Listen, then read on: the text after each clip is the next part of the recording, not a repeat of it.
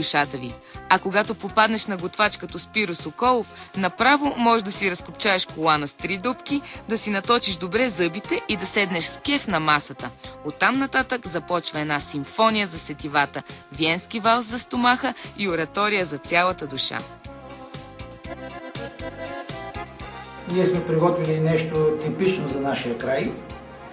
Това е тиква, пълнена с горски кебаб, с зелен лук и гъби.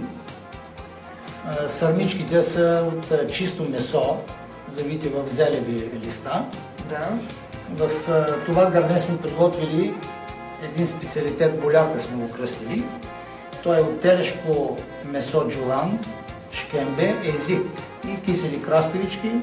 Всичко се задушава и се поднася заедно с гарнето, така за по-голяма компания. Вярно ли е, че джулана е много тачен в този край? Много.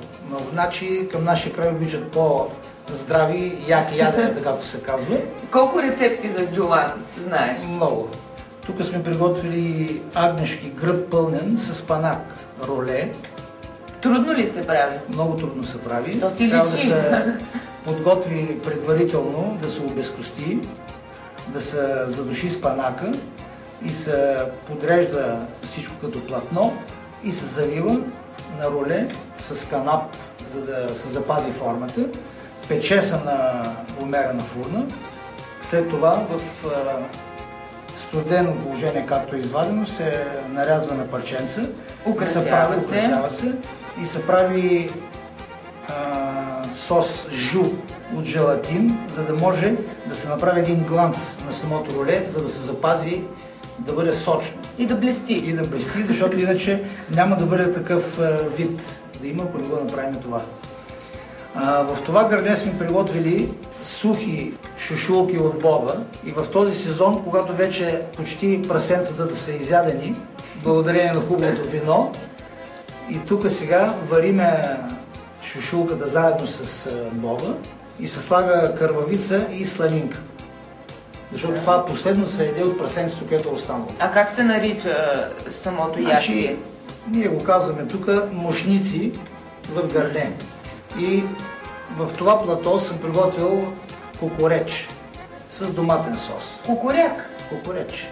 Кукуреч. Това е агнешки чревца, изчистени, разбира се, завити на руло, сваряват се в миризми, след това се нарязват и се прави доматен сос и се полива. Пак ли е характерно? Характерно за нашия край. Тук нищо не се изхвърля от дагнето. Колко време ви отне да приготвите всичко това? Значи това всичко се прави много трудно. Затова нашата кухня, българската национална кухня е много трудна по принцип за работа. Защото хубавото ядене не може да стане много бързо. Да. Както викат нашите баби и дядовци, трябва да къкри ядене, за да стане хубаво. Да му баеш. Да му баеш. Иначе бързото ядене е срам за майстора. Това беше всичко за днес от Глобусът. Останете с програмата на BTV, а ние с екипа ще останем още малко в Мелник, защото тук наистина е прекрасно, а мелнишкото вино действа като благ мехлем за душата. Бъдете с нас и следващата събота, когато нашето пътешествие ще продължи. Ето от това място тук. Тогава ще потеглим отново на път, за да видим какви още чудеса могат да се открият в покрайнините на Мелник. Аз съм Карина и ви пожелавам много слънце през уикенда. Life is wonderful. Life goes full circle. Life is wonderful.